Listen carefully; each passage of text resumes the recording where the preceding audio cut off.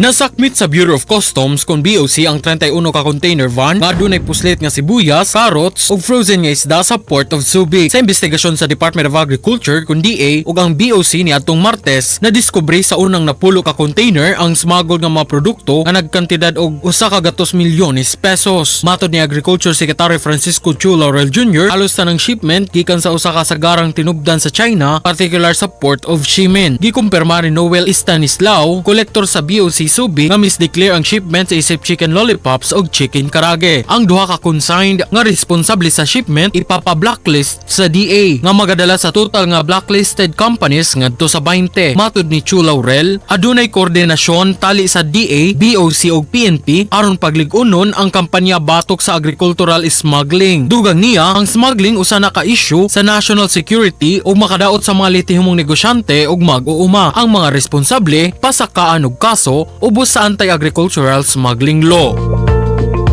Kini si Idol Kenny sa 93.9 iFM, di kapugan sa paghatod sa mga nagunang balita. Tatak iFM Balita!